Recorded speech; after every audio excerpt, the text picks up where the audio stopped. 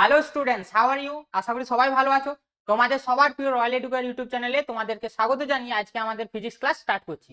আমাদের আজকে টপিক কি? তাৎপর্যপূর্ণ অঙ্ক সংখ্যা। কোন সেমের? ক্লাস 11 এর ফার্স্ট সেমের। মাথায় রাখবে, তাৎপর্যপূর্ণ অঙ্ক সংখ্যা একটা টপিক মাত্র, এটা বলবে না কিন্তু, কারণ আছে কেন বলতে বারণ করছি। মাথায় রাখবে, এই যে টপিকটা আছে না, এই টপিকটা থেকে তোমাদের অল ইন্ডিয়া যে মেডিকেল এক্সাম হয় অর্থাৎ নিটে কিন্তু প্রচুর কোশ্চেন এসেছে এই সিগনিফিকেন্ট নাম্বার থেকে। শুধুমাত্র এই সিগনিফিকেন্ট নাম্বার থেকে প্রচুর কোশ্চেন এসেছে, শুধু নিটে নয়, জেইতেও কিন্তু পড়েছে। যদি কেউ প্রিভিয়াস ইয়ারের কোশ্চেন জেই বা নিটের প্র্যাকটিস করে থাকো না, তোমরা কিন্তু নিটে সব থেকে বেশি কিন্তু এই সিগনিফিকেন্ট নাম্বার থেকে কোশ্চেন দেখতে পাবে। ওকে, তাই আমরা এটা টপিক হিসেবে কিন্তু নেব না, একটা ভালো কনসেপ্ট হিসেবে নেব, যাতে আমাদের নিট বা জেইতে যদি কোশ্চেন পড়ে আমরা অ্যাটেন্ড করতে পারি। আজকের এই যে ক্লাস, এই ক্লাসে আমরা এত সুন্দর করে শিখবো সিগনিফিকেন্ট নাম্বারটা, আমরা কিন্তু আর কোনোদিনও ভুলবো না, কোনো ডাউটই আসবে না। ওকে, একদম ইজি ভাবে শিখবো, ইজি ট্রিক্সে শিখবো। কেমন? তো চলো দেখো, আমরা এর আগেই কিন্তু অলরেডি অনেকগুলো ভিডিও বানিয়ে রেখেছি। আমাদের কি কি টপিক কমপ্লিট হয়ে গেছে? ভৌত রাশি হয়ে গেছে, একক হয়ে গেছে, মাত্রা হয়ে গেছে, ত্রুটি হয়ে গেছে, তাৎপর্যপূর্ণ অঙ্ক সংখ্যা, এটা হচ্ছে আজকে আমাদের টপিক। তো মন দিয়ে এই টপিকটা দেখবে, কেমন? মন দিয়ে এই টপিকটা কি করবে? দেখবে। আচ্ছা চলো ক্লাসটা আমরা স্টার্ট করি। দেখো, প্রথমে আগে জানতে হবে তাৎপর্যপূর্ণ সংখ্যাটা কি বা সিগনিফিকেন্ট ফিগারটা কি, সেটা আগে আমরা জানতে হবে আমাদেরকে। দেখো, ধরো তুমি লিখলে 1947.2। কি বললাম? 1947.2। একে না তুমি দুটো পার্টে ডিভাইডেড করতে পারো। কটা পার্টে বললাম? দুটো পার্টে ডিভাইডেড করতে পারো। একটা এই পার্ট এবং অপরটা হচ্ছে এই পার্ট। এই পার্টটাকে কি বলে জানো? এই পার্টটাকে বলা হচ্ছে অ্যাকুরেট ডিজিট। এই পার্টটাকে কি বলে বললাম? Accurate digit. আর এটাকে বলা হয় ডাউটফুল ডিজিট। ডাউটফুল ডিজিট, মাথায় রাখবে। তার মানে কি, একটা সিগনিফিক্যান্ট ফিগার যদি বানাতে হয়, যতগুলো অ্যাকুরেট ডিজিট পাবে, সেই অ্যাকুরেট ডিজিট প্লাস, এখানে তো আমার এরকম অনেক সংখ্যা থাকতে পারে, অনেক সংখ্যা থাকতে পারে, একদম ফার্স্টের যে ডাউটফুল ডিজিটটা থাকবে, সেই ডাউটফুল ডিজিট পর্যন্ত, ডাউটফুল ডিজিট পর্যন্ত টোটাল ফিগারটাকে বলা হয় কি? Significant figure. মাথায় রাখবে, এই টোটাল ফিগারটাকে বলবো আমরা কি? Significant figure. ক্লিয়ার? এখন দেখো, সিগনিফিকেন্ট ফিগারটা নির্ণয় করার জন্য না কিছু সূত্রের প্রয়োজন হয়। কি বললাম? সিগনিফিকেন্ট ফিগারটা নির্ণয় করতে গেলে কিছু সূত্রের প্রয়োজন হয়। সেই সূত্রগুলো আমরা কিন্তু আস্তে আস্তে একটু জেনে নেব। প্রথম সূত্র কি বলছে দেখো, বোর্ডে দেখো লেখা আছে। কি লেখা আছে বলছে বা কি বলতে চাইছে? সমস্ত অশূন্য সংখ্যা যেগুলো শূন্য নয়, সেই সমস্ত সংখ্যাগুলো টোটালি কি হবে? সিগনিফিকেন্ট নাম্বারের অন্তর্গত হয়ে যাবে। অর্থাৎ ধরে নাও আমার জন্মসাল 1998, তাহলে এখানে এই টোটালটাই কি হয়ে যাবে বলো তো? সিগনিফিকেন্ট নাম্বার হয়ে যাবে, কারণ এখানে শূন্য নেই। আছে কি? এখানে শূন্য নেই। বা ধরো তুমি ডাল নিতে গিয়েছো, হয়ে গেছে দেখো 250 দশমিক, আচ্ছা 250 লেখা যাবে না, কারণ এখানে একটু আমরা অশূন্য সংখ্যা নিয়ে আলোচনা করছি। 52.25। তাহলে এইখানে টোটাল, এই টোটালটাই কি হয়ে যাবে? সিগনিফিকেন্ট নাম্বারের অন্তর্গত হবে। এখানে কটা নাম্বার আছে না? 1 2 3 4। তাহলে এর সিগনিফিকেন্ট নাম্বার কত? 4। 1 2 3 4 5। তাহলে এর সিগনিফিকেন্ট নাম্বার কত হয়ে যাবে? 5। ক্লিয়ার? পরিষ্কার? Very good. Next next rule কি বলছে? নেক্সট রুল কি বলছে? 2 নম্বর রুলটা। 2 নম্বর রুলটা কি বলছে দেখো, দুটি অশূন্য সংখ্যার মধ্যবর্তী, কি বললাম? দুটি অশূন্য সংখ্যার মধ্যবর্তী সমস্ত শূন্যই তাৎপর্যপূর্ণ অঙ্ক সংখ্যা হবে। কি বললাম? দুটি অশূন্য সংখ্যার মধ্যবর্তী, এই পাশে একটা সংখ্যা আছে, এ পাশে একটা সংখ্যা আছে, এই দুটো সংখ্যা কিন্তু শূন্য হওয়া যাবে না। মিডিলে আমার শূন্য হতে পারে, এখানে লজিকটা ওটাই বলছে। রুল 2 বলছে ওটাই। কি বললাম? দুটা সংখ্যা আছে, দুটা সংখ্যার মিডিলের সংখ্যা আমার শূন্য হতে পারে, কিন্তু এই দুটো সংখ্যা আমার কি হওয়া যাবে না? শূন্য হওয়া যাবে না। ক্লিয়ার? দেখো, আমি লিখলাম কি 403, এখানে সিগনিফিকেন্ট নাম্বার কত? 1 2 3, তিনটা। ধরো আমি লিখলাম 4.03, দেখো এটাও তো অশূন্য, এটাও তো অশূন্য, তাহলে এই ক্ষেত্রেও 1 2 3, কটা হলো? তিনটে হলো। ধরো তুমি লিখলে 2.002, কি বললাম? 2.002। দেখো না, এই যে দুটো জিরো, এই যে দুটো সংখ্যা আছে অশূন্য সংখ্যার মিডিলে অবস্থান করেছে, তো তাহলে এই ক্ষেত্রে কটা হয়ে যাবে? দেখো সিগনিফিকেন্ট নাম্বার কত? ক্লিয়ার? দেখো রুল অনুযায়ী আমরা এগোচ্ছি, কোনো প্রবলেম হবে না, ধৈর্য ধরে দেখবে এবং রুলগুলো অবশ্যই কি করবে বলো তো, নোট ডাউন করে নেবে এন্ট্রান্স পরীক্ষার জন্য।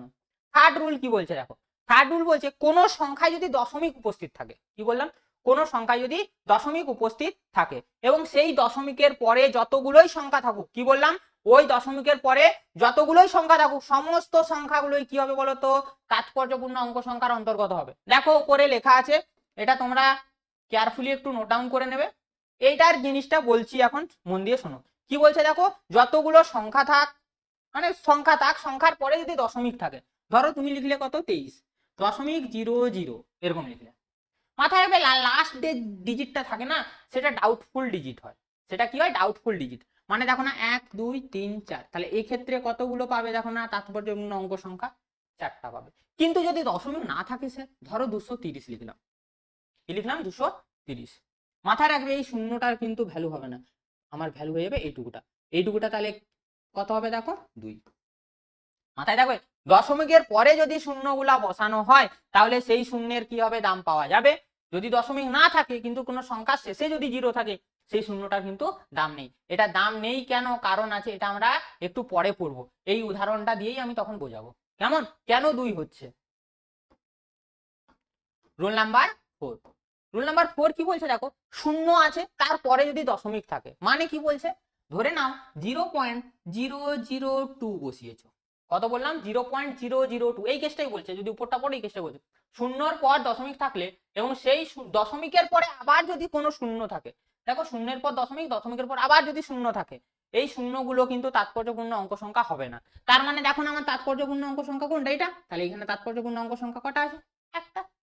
দেখো কতটা ইজি, একটু ধৈর্য ধরে দেখবে, পড়বে, বুঝবে, অ্যান্সার দেবে, ব্যাস, আর কিছু চাই না, লাইফ একদম জিঙ্গালালা। দেখো কোন সংখ্যাতে, এই পরেরটা কি বলছে দেখো, কোন সংখ্যাতে যদি 10 টু দি পাওয়ার প্রেজেন্ট থাকে, তাহলে সেই 10 টু দি পাওয়ার পার্টটা না তাৎপর্যপূর্ণ অঙ্ক সংখ্যা হবে না। একটু আগে বললাম না 230 কেন আমরা 2 লিখলাম, দেখো এই 230 কে লেখা যাবে 2.3 × 10 টু দি পাওয়ার 2, হ্যাঁ কি না, লেখা যাবে। এই যে পাওয়ারে যে ট্রান্সফার হলো না, এই পাওয়ারটার কোনো তাৎপর্যপূর্ণ অঙ্ক সংখ্যা হয় না। তার মানে দেখো না এটা তাৎপর্যপূর্ণ অঙ্ক সংখ্যা আছে, তাহলে এটা তাৎপর্যপূর্ণ অঙ্ক সংখ্যা কত হবে 2। দেখো আমরা আগেও কত করেছিলাম 2, বোঝা গেছে। রুল নাম্বার 6, রুল নাম্বার 6 কি বলছে, এটা মাথায় রাখবে, এখান থেকেই বেশি কোশ্চেন কিন্তু পাওয়া যায় পরীক্ষায়, এখান থেকেই কিন্তু বেশি কোশ্চেন আসে। 6 কি বলছে, তুমি যোগ করো, বিয়োগ করো, গুণ করো, ভাগ করো, যেগুলো দিয়ে করবে, অর্থাৎ যে সংখ্যাগুলো দিয়ে করবে, যে সংখ্যাগুলো দিয়ে করবে, সেই সংখ্যাগুলির মধ্যে যে সংখ্যাটা তাৎপর্যপূর্ণ অঙ্ক সংখ্যা সব থেকে কম হবে, অর্থাৎ সব থেকে ন্যূনতম পাওয়া যাবে, সেই সংখ্যাটার তাৎপর্যপূর্ণ অঙ্ক সংখ্যাটাই কিন্তু অ্যান্সারে তুমি ফেরত পাবে। চেষ্টা হজম হলো না, করে দিচ্ছি এখনই। ধরে নাও তুমি কি করলে 20.2 লেখা আছে, এর সঙ্গে বিয়োগ করছো ধরো 10.157, এখানে দেখো না তাৎপর্যপূর্ণ অঙ্ক সংখ্যা কত, 1 2 3, তিনটে, এখানে দেখো তাৎপর্যপূর্ণ অঙ্ক সংখ্যা কত 5, তাহলে কোশ্চেনে আমার সব থেকে ন্যূনতম তাৎপর্যপূর্ণ অঙ্ক সংখ্যা কোনটা আছে দেখো না 3, তার মানে অ্যান্সারে যে অ্যান্সারটা বেরোবে তারও তাৎপর্যপূর্ণ অঙ্ক সংখ্যা কত হবে বলো তো, 3ই আসবে। অ্যান্সারটা তোমরা একটু বের করে নেবে, আমরা এর উপরেও একটা রুল আমরা এনেছি, এর পরে আছে।